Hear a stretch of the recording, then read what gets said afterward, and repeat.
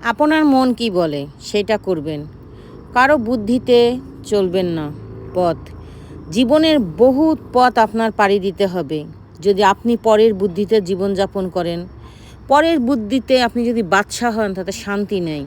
কিন্তু নিজের বুদ্ধিতে যদি আপনি দুমুঠো ডাল ভাতও খেতে খান, ওইটাই শান্তি।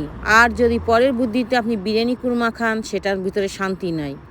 নিজের টাকায় আপনি যখন বড় হবেন, সেটার ভিতরে শান্তি, পরের টাকার ভিতরে কোনো শান্তি নাই। আমি সব সময় চেষ্টা করি নিজের বুদ্ধিতে পথ চলার জন্য, জীবনের লাইফে এগোনোর জন্য। আজ আমি নিজের বুদ্ধিতেই আমি এত দূর এসে পৌঁছিয়েছি। আর আমার মায়ের দোয়া আছে, মায়ের আশীর্বাদ আছে। আমার মা আমাকে অনেক দোয়া করে গেছে। আমার মা দোয়া না করে গেলে আমি এত দূর আসতে পারতাম না। তা আজকে পর্যন্ত সবাই ভালো থাকবেন। আসসালামু আলাইকুম।